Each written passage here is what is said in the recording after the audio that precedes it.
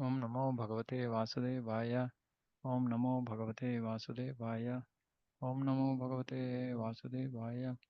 Narayanam Namaskritya Naram Chaiva Narottamam Devim Saraswatim Vyasam Tato Jaimudire. Nashta Prayeshu Bhadreshu Nityam Bhagavata Sevaya. Bhagavate Ruttama Shloke Bhaktir Bhavati Neshtiki. Om Gnanatimirandasya Gnananjana Shalakaya Chakshurunmilitamena Tasmai Shri Gurave Namaha. Namo Vishnupadaya Krishna Preshthaya Bhutale Srimate Bhakti Vedanta Swamini Namine. Namaste Saraswate Deve Gauravani Pracharine Nirvishesha Shunyavadi Paschatya Deshatharini. Jai Shri Krishna Chaitanya Prabhu Nityananda Shri Advaita Gadadhar Shivasadi Gauravaktarunda. Hare Krishna Krishna Krishna Hare Hare. Hare Rama Rama Rama Hare Hare. Srimad Bhagavatam, Canto 4, Chapter 22, verse 41. Maitreya Uvacha Evam Brahmaputreణ Kumareणात्म Medhasa Darshitatma Gati Samyak Prashasyo Vachatam Nrupaha. Great Saint Maitreya continued, being thus enlightened in complete spiritual knowledge by the son of Brahma. We finished. Rajovacha Kruto me anugraha purvam harinartanukampina tam apadaitum brahman bhagavan yujamagataha. The king said, O Brahma, O powerful one, formerly Lord Vishnu showed me his causeless mercy, indicating that you would come, O Brahmana, indicating that you would come to my house, and to confirm that blessing you have all come. When Lord Vishnu appeared in the great arena of sacrifice at the time when King Prthu was performing a great sacrifice, Ashwamedha, he predicted that the Kumaras would very soon come and advise the king. Therefore, Prthu Maharaj remembered the causeless mercy of the Lord and thus welcomed the arrival of the Kumaras, who were fulfilling the Lord's prediction. In other words, when the Lord makes a prediction, he fulfills that prediction through some of his devotees. Similarly, Lord Chaitanya Mahaprabhu predicted that both his glorious names and the Hare Krishna Mahamantra would be broadcast in all the towns and villages of the world. Srila Bhaktivinoda Thakur and Srila Bhakti Siddhanta Saraswati Prabhupada desire to fulfill this great prediction, and we are following in their footsteps. Regarding his devotees, Lord Krishna told Arjuna, Kaunteya pratijanihi name bhakta pranashyati. O son of Kunti, declare it boldly that my devotee will never perish. The point is that the Lord himself could declare such things, but it was his desire to make the declaration through Arjuna and thus doubly assure that his promise would never be broken. The Lord himself promises, and his confidential devotees execute the promise. The Lord makes so many promises for the benefit of suffering humanity. Although the Lord is very compassionate upon suffering humanity, human beings are generally not very anxious to serve him. The relationship is something like that between the father and the son. The father is always anxious for the welfare of the son, even though the son forgets or neglects the father. Perfect example. The word anukampina is significant. The Lord is so compassionate upon the living entities that he comes himself into this world in order to benefit fallen souls. Yada yada hi dharmasya glanirбhavati bharata abhyuttanam adharmasya tadatmanam srujami aham. Whenever and wherever there is a decline in religious practice or descent of Bharata and a predominant rise of irreligion, at that time I descend myself. Thus, it is out of compassion that the Lord appears in his different forms. Lord Sri Krishna appeared on this planet out of compassion for fallen souls. Lord Buddha appeared out of compassion for the poor animals who were being killed by the demons. Lord Narasimhadev appeared out of compassion for Prahlad Maharaj. The conclusion is that the Lord is so compassionate about the fallen souls within this material world that he comes himself or sends his devotees and his servants to fulfill his desire to have all the fallen souls come back home, back to Godhead. Thus, Lord Sri Krishna instructed Bhagavad Gita to Arjuna for the benefit of the entire human society. Intelligent men should therefore seriously consider this Krishna consciousness movement and fully utilize the instructions of Bhagavad Gita as preached without adulteration by his pure devotees. The Bhagavad Gita has to be preached without adulteration. And for us, whatever Srila Prabhupada has given as purports, He is the foundation. He is the basis on which the preaching has to happen. And that is done by all his pure devotees. So this compassion, and the Lord has the compassion. Devotees have the compassion. So we are also, like Srila Prabhupada so humbly saying that we are also following in their footsteps.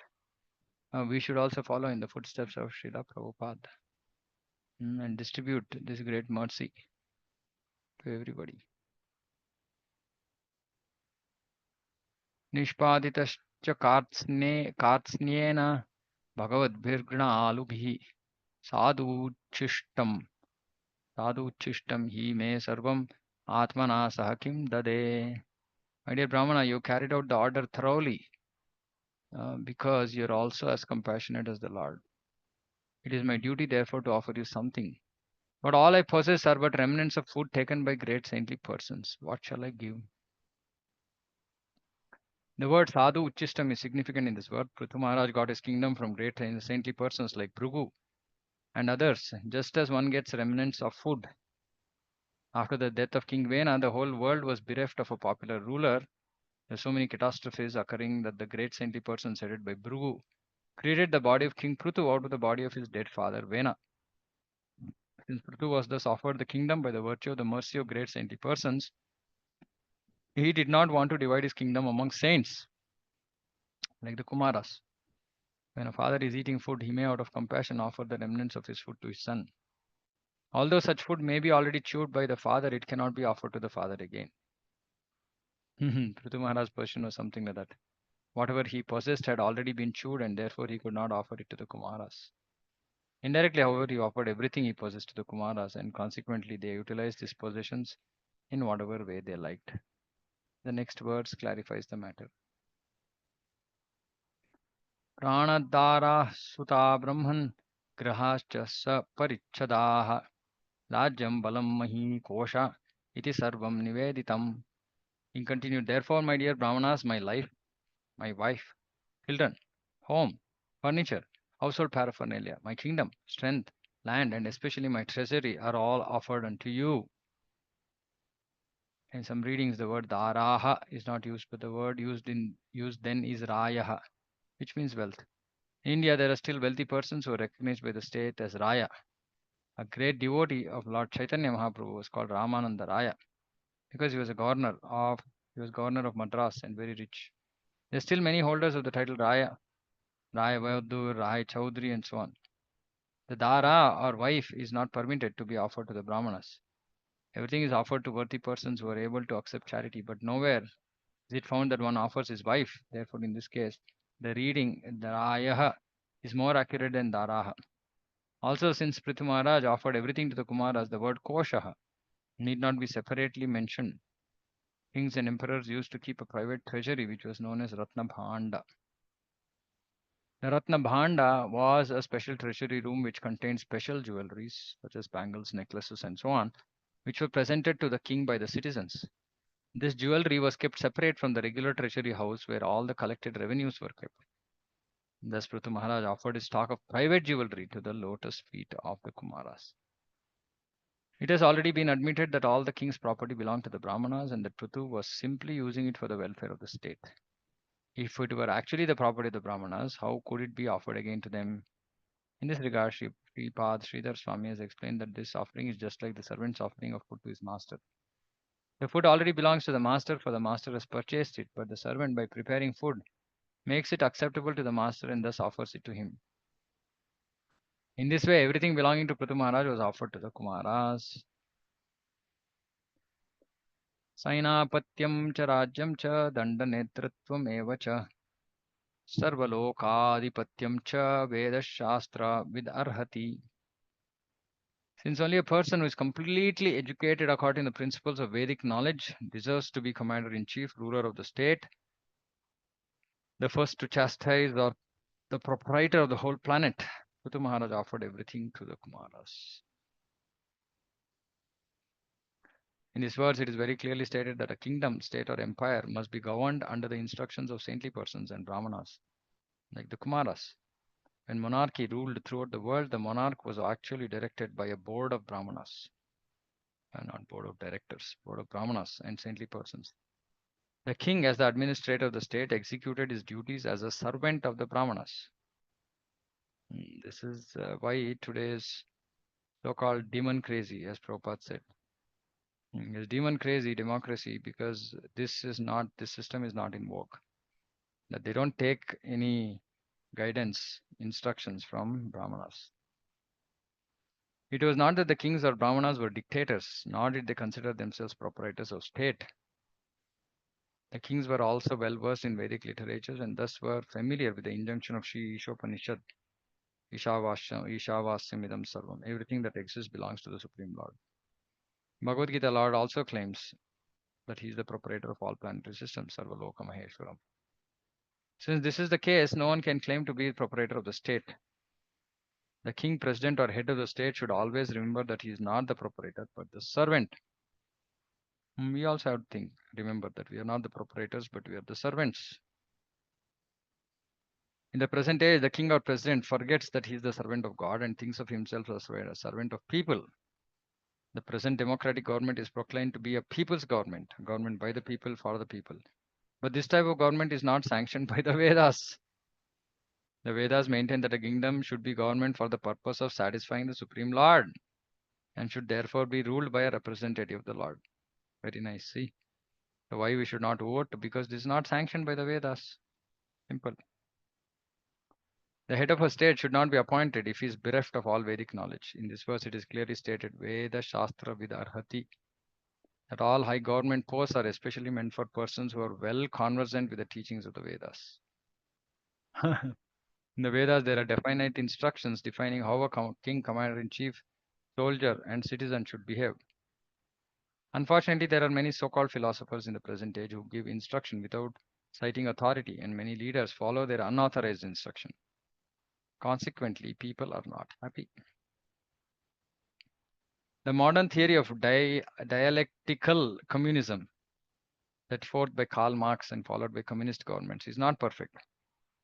According to Vedic communism, no one in the state should ever starve. Presently, there are many bogus institutions which are collecting funds from the public for the purpose of giving food to starving people. But these funds are invariably misused. According to the Vedic instructions, the government should arrange things in such a way that there will be no question of starvation. In Srimad Bhagavatam, it is stated that a householder must see that even a lizard or snake does not starve. They also must be given food. In actuality, however, there is no question of starvation because everything is the property of the Supreme Lord. And he sees to it that there is ample arrangement for feeding everyone. In Katha Upanishad, it is said, Eko Bahunam Yo Vidadhati Kaman. Supreme Lord supplies the necessities of life to everyone. And there is no question of starvation. If anyone starves, it is due to the mismanagement of the so-called ruler, governor, or president. It is clear, therefore, that a person who is not well versed in the Vedic injunction should not run for election as president, governor, etc. Formerly, kings were rajarshis, which meant that although they were serving as kings, they were as good as saintly persons because they would not transgress any of the injunctions of the Vedic scriptures and would rule under the direction of great saintly persons and brahmanas. According to this arrangement, modern presidents, governors, and chief executive officers are all unworthy of their posts because they are not conversant with Vedic administrative knowledge. And they do not take direction from great saintly persons and brahmanas. Because of his disobedience to the orders of the Vedas and the brahmanas, King Vena, Prthu Maharaj's father, was killed by the brahmanas. Prthu Maharaj therefore knew very well that it behooved him to rule the planet as the servant of saintly persons and brahmanas. Okay, pretty much straightforward purport. I'm not explaining. Yeah, Annapurna Mataji. Hare Krishna Prabhuji. Prabhuji, it said that we are starving. Is it not because of our bad karmas? Yeah, but that bad karma we were allowed to do that bad karma because of some bad ruler. Because Okay. previously the rulers were so capable that they used to make sure that everybody followed varnashrama. So there was no wrongdoing or vikarma.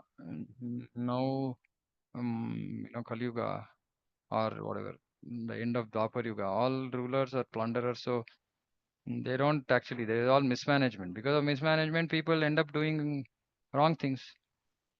So the root cause is actually this, because there has to be some controller, and king is Naradeva. He is supposed to represent the Lord and control citizens, direct citizens, in such a way that they don't end up doing wrong actions. So the root cause is bad rulers, and then that results in karma, then karma phala, and then it keeps on compounding. Then we have karma phala, then we have bad rulers, so we are suffering because of previous bad or wrong actions. Then we are continuing to do more wrong actions in this life, and just can't get out of this karma bandhana. Okay. Yeah. See, that is the reason why this varnashrama is so important, actually.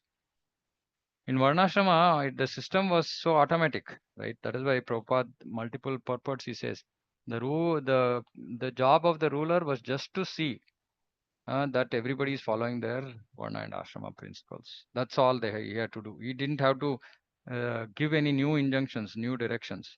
He just had to make sure that everybody is following the given rules in the varnashrama system. And then it is all contained, as in it's designed in such a way that everybody becomes automatically controlled and not engage in wrong actions. Mm. So, brother, which is the reason why Bhakti Vinod Thakur, then Srila Prabhupada, they gave emphasis on this Varnashrama. And Prabhupada, that's why in his last final days, he said that 50% of my work is complete. That I have to establish this Varnashrama. Why? Because not everybody is going to become devotee. But if Varnashrama is established, the whole society can gradually move towards Bhakti, if not directly. So, Varnashrama allows people to see, Bhakti is, we should understand, it's Kevala Bhakti, and it requires everybody to give up material sense gratification, etc. It's not the way Bhakti is being done today. It's all Mishra Bhakti. But even one step lower is this Varnashrama system, where it allows people to enjoy sense gratification, but in the Vedic way. So, which is okay. And slowly, gradually, by that way of life, they'll purify themselves and then they'll come to Bhakti. So that is the framework, social framework. Varnashrama is a social framework. And the role of a ruler or governor or administrator is to make sure that actually this is being followed. That is the reason why all modern so-called administrators, Prabhupada is saying, they're worthless.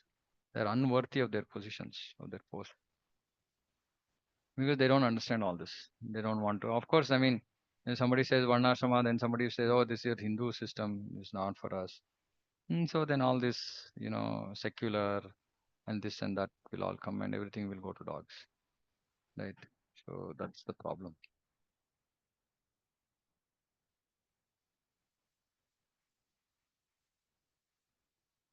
Swameva brahmano bhunkte swamvaste swam dadati cha tasyaivanugrahenannam bhunjate kshatriyadayah.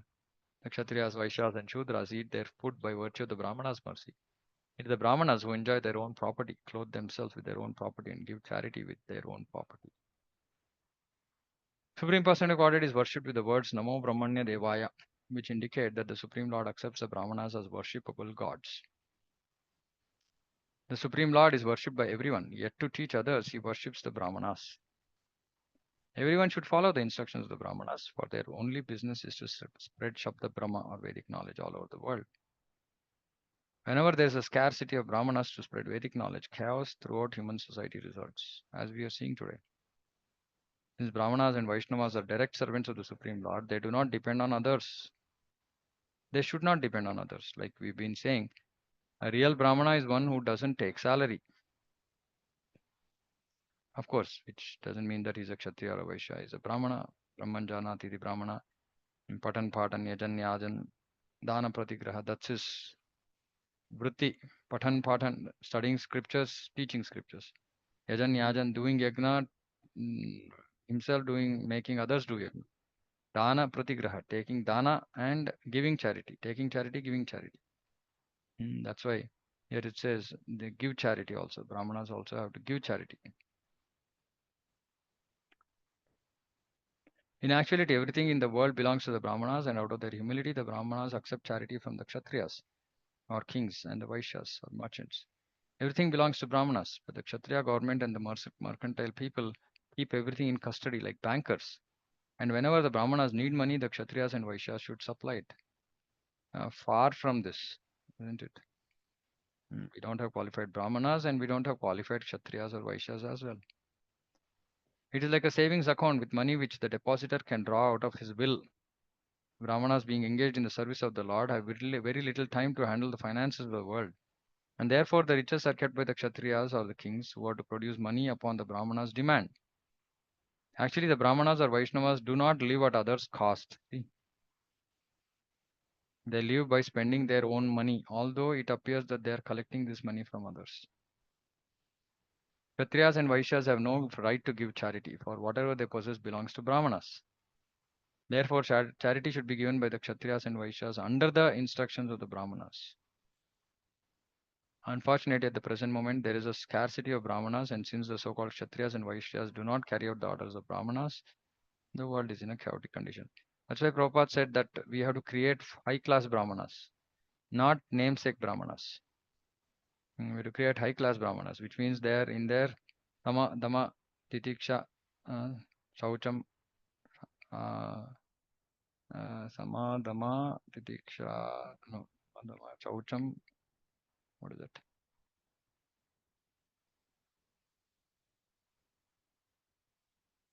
Arjavam. Second. Shama, Dama.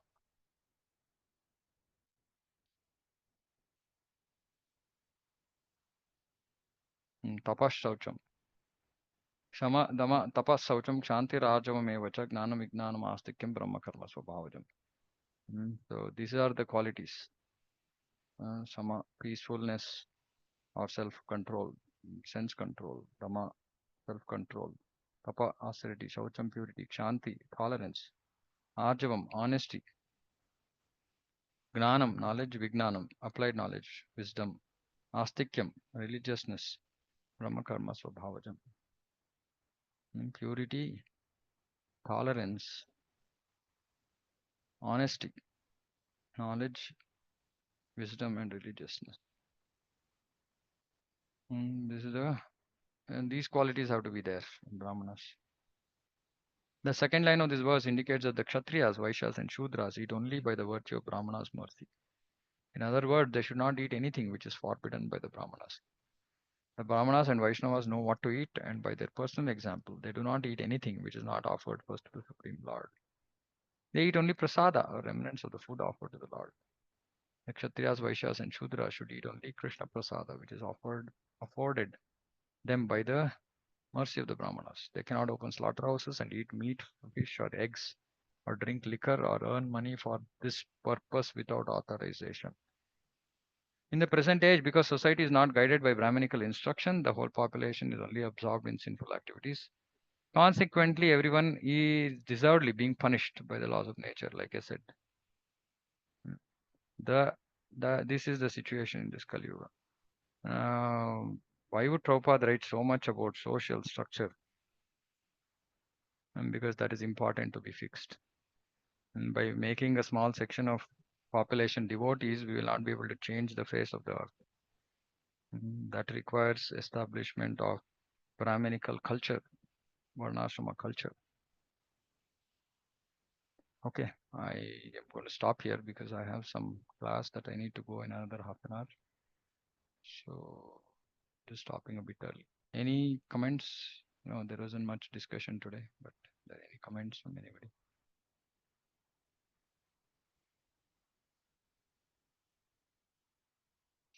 Okay, no comments. Okay, we'll close here.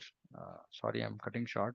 I have to leave home in another half an hour. So, Srimad Bhagavatam ki jai, Jagat Guru Srila Prabhupada ki jai, Vancha Kalpatarubhyascha Kripa Sindhubhyo Chapatidana Bhavane Vaishnavebhyo Namo Namo Ananta Koti Vaishnava ki jai, Samveta Gaur Bhakti ki jai. Hare Krishna. Hare Krishna.